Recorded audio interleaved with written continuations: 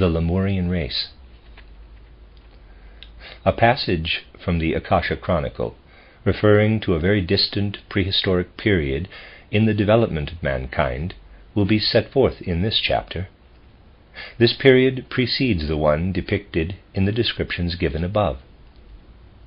We are here concerned with the third human root race, of which it is said in theosophical books that it inhabited the Lemurian continent. According to these books, this continent was situated south of Asia and extended approximately from Ceylon to Madagascar. What is today southern Asia and parts of Africa also belonged to it. While all possible care has been taken in the deciphering of the Akasha Chronicle, it must be emphasized that nowhere is a dogmatic character to be claimed for these communications. If, to begin with, the reading of things and events so remote from the present is not easy, the translation of what has been seen and deciphered into the language of today presents almost insuperable obstacles. Dates will be given later. They will be better understood when the whole Lemurian period, and also the period of our fifth root race up to the present, have been discussed. The things which are communicated here are surprising, even for the occultist who reads them for the first time, although the word surprising is not quite exact. Therefore he should only communicate them after the most careful examination. The fourth, the Atlantean root race, was preceded by the so-called Lemurian. During its development, events of the very greatest importance occurred with respect to the earth and to men. Here, however, something will first be said of the character of this root race after these events, and only then will the latter be discussed.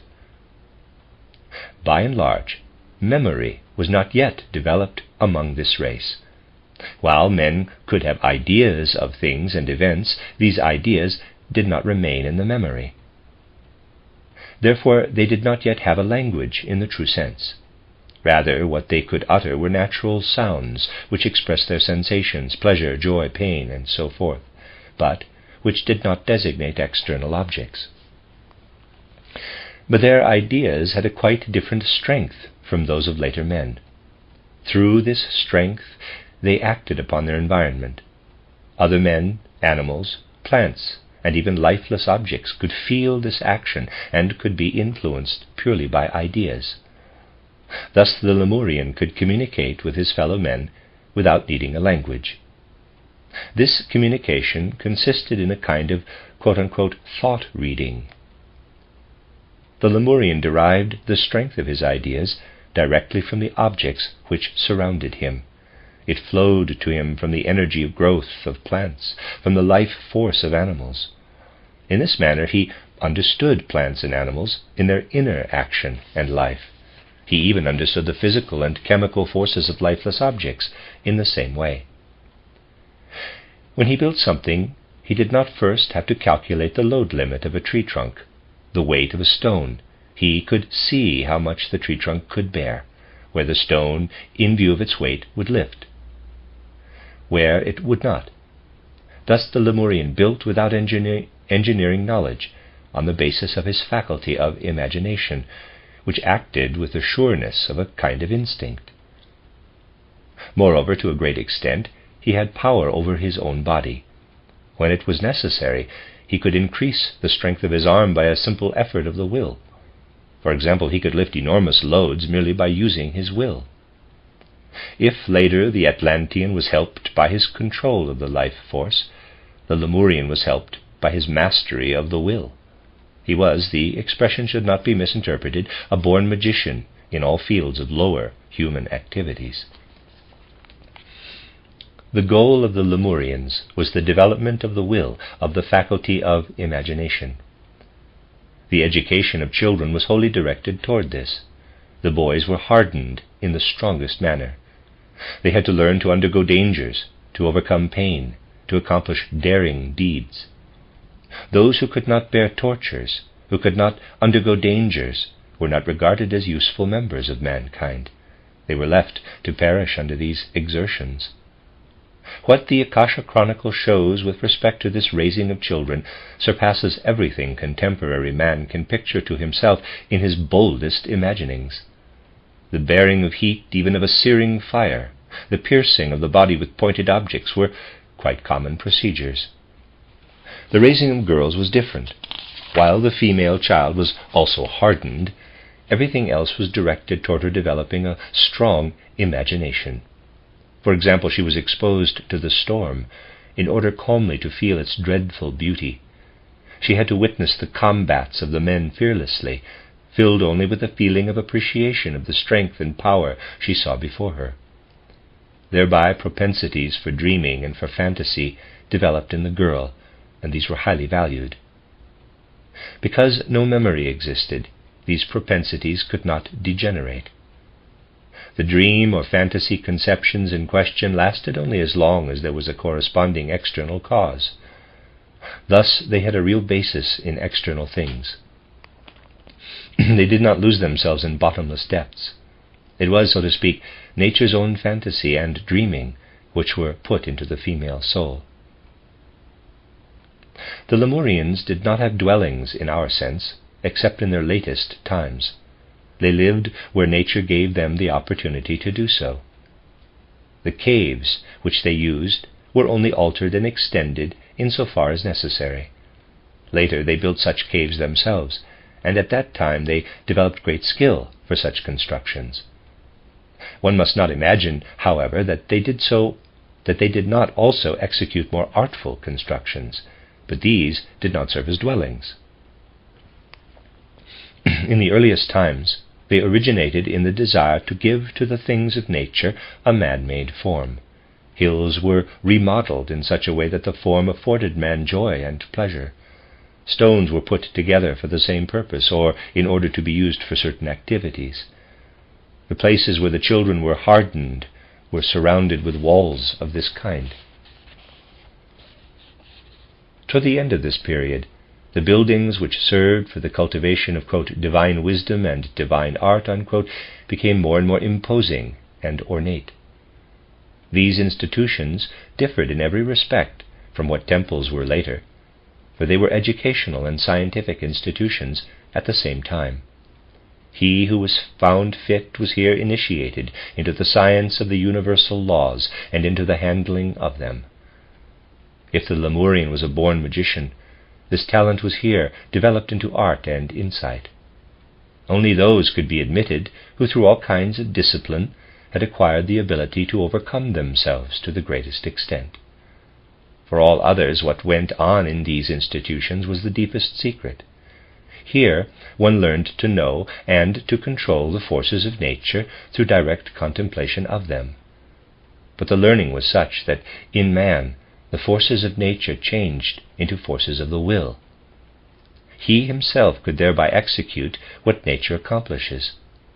What later mankind accomplished by reflection, by calculation, at that time had the character of an instinctive activity.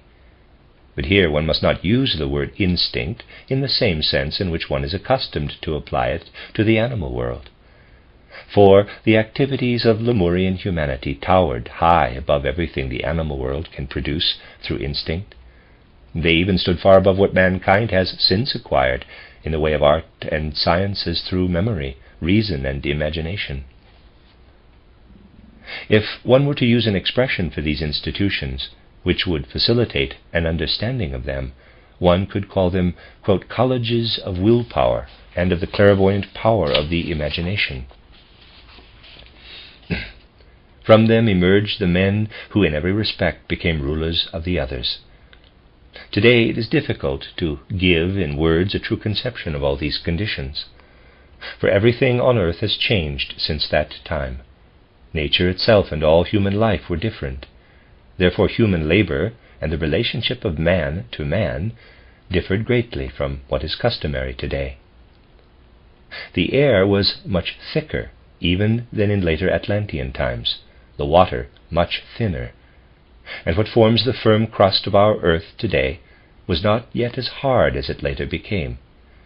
The world of plants and animals had developed only as far as the amphibians, the birds, and the lower mammals, and as far as vegetable growths which resemble our palms and similar trees.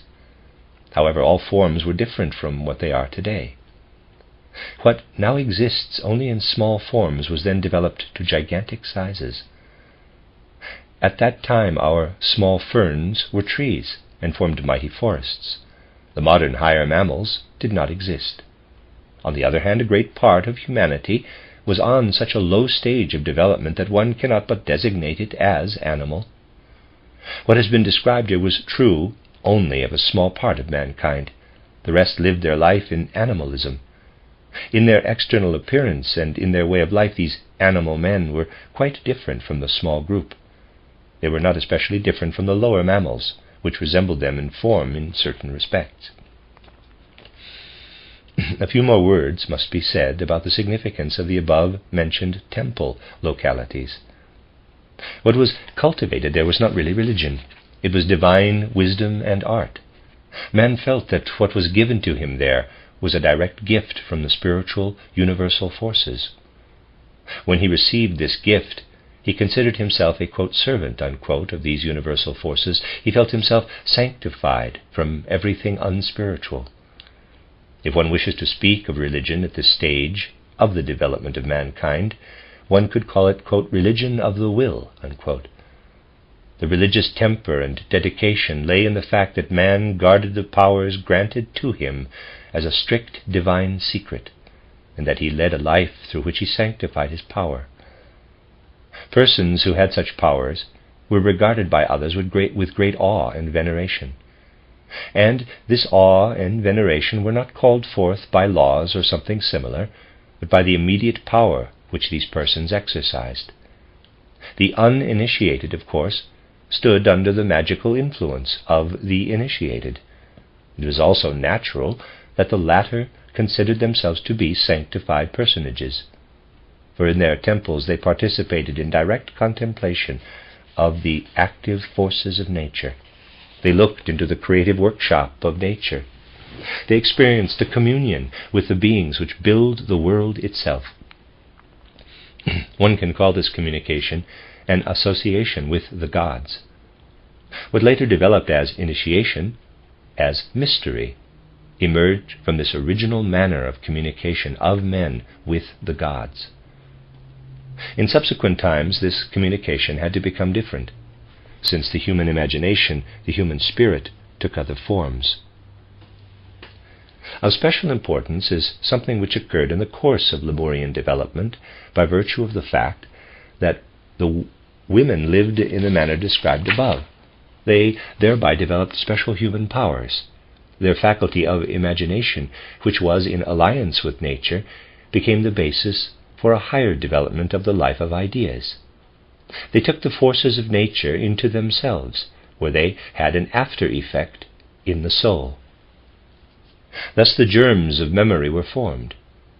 With memory was also born the capacity to form the first and simplest moral concepts. The development of the will among the male element at first knew nothing of this. The man followed instinctively either the impulses of nature or the influences emanating from the initiated. It was from the manner of life of the women that the first ideas of good and evil arose. There one began to love some of the things which had made a special impression on the imagination and to abhor others. While the control which the male element exercised was directed more toward the external action of the powers of the will, toward the manipulation of the forces of nature, beside it, in the female element, there developed an action through the soul, through the inner personal forces of man. The development of mankind can only be correctly understood by the one who takes into consideration that the first progress in the life of the imagination was made by women.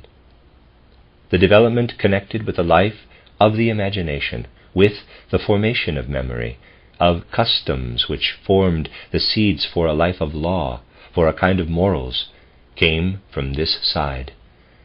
If man had seen and exercised the forces of nature, woman became the first interpreter of them. It was a special new manner of living through reflection which developed here. This manner had something much more personal than that of the men. One must imagine this manner of the women to have been also a kind of clairvoyance, although it differed from the magic of the will of the men. In her soul, woman was accessible to another kind of spiritual powers. The latter spoke more to the feeling element of the soul, less to the spiritual, to which man was subject.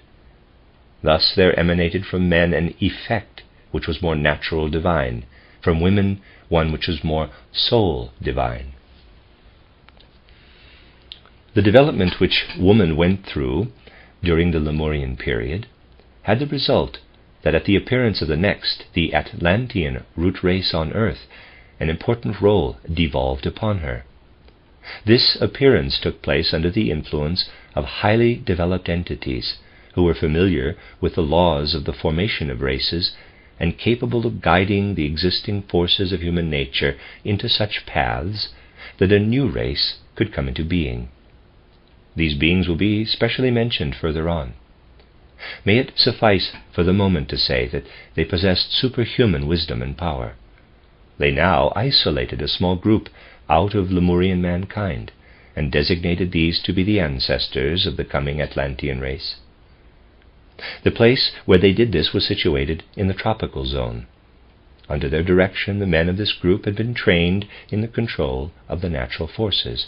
They were very strong and knew how to win the most diverse treasures from the earth.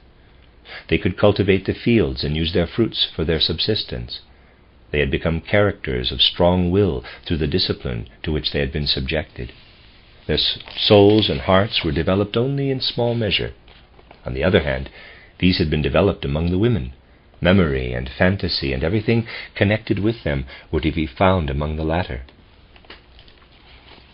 The above-mentioned leaders caused the group to divide itself into smaller groups. They put the women in charge of ordering and establishing these groups. Through her memory, woman had acquired the capacity to make the experiences and adventures of the past useful for the future. What had proved helpful yesterday, she used today and realized that it would also be useful tomorrow. The institutions for communal life, therefore, emanated from her. Under her influence, the concepts of good and evil developed. Through her thoughtful life, she had acquired an understanding for nature. Out of the observation of nature, those ideas developed in her, according to which she directed the actions of men. The leaders had arranged things in such a way that through the soul of woman, the willful nature, the vigorous strength of men were ennobled and refined. Of course, one must represent all this to oneself as childish beginnings. The words of our language all too easily call up ideas which are taken from the life of the present. By way of the awakened soul life of the women, the leaders first developed the soul life of the men. In the colony we have described, the influence of the women was therefore very great. One had to go to them for advice when one wanted to interpret the signs of nature. The whole manner of their soul life, however, was still dominated by the hidden human soul forces. One does not describe the matter quite exactly, but fairly closely, if one speaks of a somnambulistic contemplating among these women. In certain higher dreams, the secrets of nature were divulged to them, and they received the impulses for their actions. Everything was animated for them and showed itself to them in soul powers and apparitions. They abandoned themselves to the mysterious weaving of their soul forces. That which impelled them to their actions were inner voices, or what plants, animals, stones, wind and clouds, the whispering of the trees, and so on, told them. From this state of soul originated that which one can call human religion. The spiritual in nature and in human life gradually came to be venerated and worshipped. Some women attained a special preeminence, because out of special mysterious depths they could interpret what the world contained. Thus it could come to pass among such women that which lived within them could transpose itself into a kind of natural language. For the beginning of language lies in something which is similar to song. The energy of thought was transformed into audible sound. The inner rhythm of nature sounded from the lips of wise women. One gathered around such women, and in their song-like sentences felt the utterances of higher powers. Human worship of the gods began with such things. For that period, there can be no question of sense in that which was spoken. Sound, tone, and rhythm were perceived. One did not imagine anything along with these, but absorbed in the soul the power of what was heard. The whole process was under the direction of the higher leaders. They had inspired the wise priestesses with tones and rhythms in a manner which cannot now be further discussed. Thus they could have an ennobling effect on the souls of men. One can say that in this way the true life of the soul first awakened. In this realm, beautiful scenes are shown by the Akasha Chronicle. One of these will be described. We are in a forest near a mighty tree. The sun has just risen in the east. The palm-like tree, from around which the other trees have been removed, casts mighty shadows. The priestess, her face turned to the east, ecstatic, sits on a seat made of rare natural objects and plants. Slowly, in rhythmical sequence, a few strange, constantly repeated sounds stream from her lips. A number of men and women are sitting in circles around her, their faces lost in dreams, absorbing inner life from what they hear. Other scenes too can be seen. At a similarly arranged place, a priestess sings in a similar manner, but her tones have in them something mightier, more powerful. Those around her move in rhythmic dances. For this was the other way in which soul entered into mankind. The mysterious rhythms which one had heard from nature were imitated by the movements of the limbs. One thereby felt at one with nature and with the powers acting in her. The place on earth in which this stock of a coming race of men was developed was especially suited for this purpose. It was one where the then still turbulent earth had become fairly calm, for Lemuria was turbulent. After all, the earth at that time did not yet have its later density. The thin ground was everywhere undermined by volcanic forces which broke forth in smaller or larger streams. Mighty volcanoes existed almost everywhere and developed a continuous destructive activity. Men were accustomed to reckoning with this fiery activity in everything they did. They also used this fire in their labors and contrivances. Their occupations were often such that the fire of nature served as a basis for them, in the same way as artificial fire does in human labor today. It was through the activity of this volcanic fire that the destruction of the Lemurian land came about. While the part of Lemuria from which the parent race of the Atlanteans was to develop had a hot climate, it was by and large free of volcanic activity. Human nature could unfold more calmly and peacefully here than in the other regions of the earth. The more nomadic life of former times was abandoned, and fixed settlements became more and more numerous. One must represent to oneself that at that time the human body still had very malleable and pliant qualities. This body still changed form whenever the inner life changed. Not long before, men had still been quite diverse as regards their external form. At that time, the external influence of region and climate was still decisive in respect to their form. Only in the colony described did the body of man increasingly become an expression of his inner soul life. Moreover, this colony had an advanced, externally more nobly formed race of men. One must say that through the things which they had done, the leaders had really first created what is the true human form. This occurred quite slowly and gradually. It happened in such a way that the soul life of man was first developed, and that the still soft and malleable body adapted itself to this. It is a law in the development of mankind that as progress continues, man has less and less of a molding influence on his physical body. This physical human body, in fact, received a fairly unchanging form only with the development of the faculty of reason, and with the hardening of the rock, mineral, and metal formations of earth connected with this development. for in the Lemurian and even in the Atlantean period, stones and metals were much softer than later. This is not contradicted by the fact that there exist descendants of the last Lemurians and Atlanteans who today exhibit forms as fixed as the human races which were formed later. These remnants had to adapt themselves to the changed environmental conditions of Earth and thus became more rigid. Just this is the reason for their decline. They did not transform themselves from within. Instead, their less developed interior was forced into rigidity from the outside and thus compelled to stagnation. This stagnation is really a regression, for the inner life too has degenerated because it could not fulfill itself within the rigid external bodily structure. Animal life was subject to even greater changeability.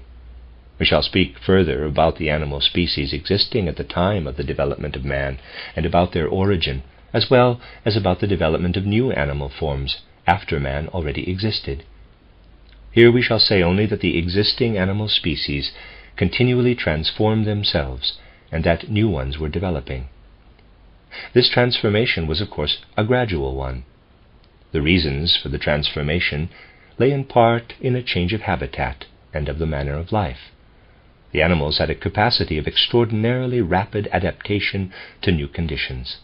The malleable body changed its organs comparatively rapidly, so that after a more or less brief period, the descendants of a particular animal species resembled their ancestors only slightly. The same was the case in even greater measure for the plants. The greatest influence on the transformation of men and animals was exercised by man himself.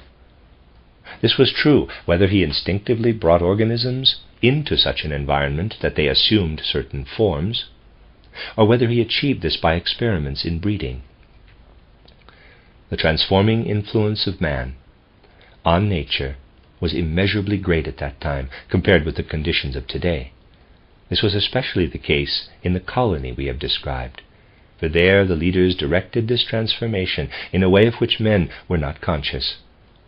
This was the case to such a degree that when men left the colony, in order to found the different Atlantean races, they could take with them a highly developed knowledge of the breeding of animals and plants. The labor of cultivation in Atlantis was then essentially a consequence of the knowledge thus brought along. But here again it must be emphasized that this knowledge had an instinctive character. In this state, essentially, it remained among the first Atlantean races.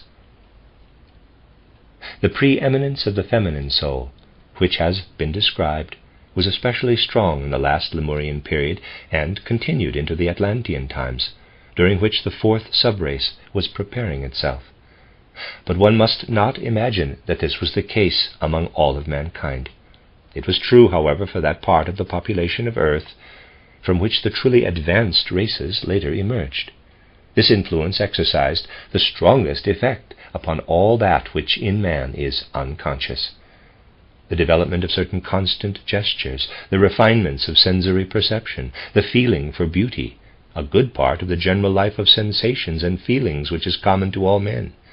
All this originally emanated from the spiritual influence of woman. It is not an overstatement if one interprets the reports of the Akasha Chronicle in such a way as to affirm, quote, "The civilized nations have a bodily form and expression, as well as certain bases of physical soul life, which were imprinted upon them by woman." End quote.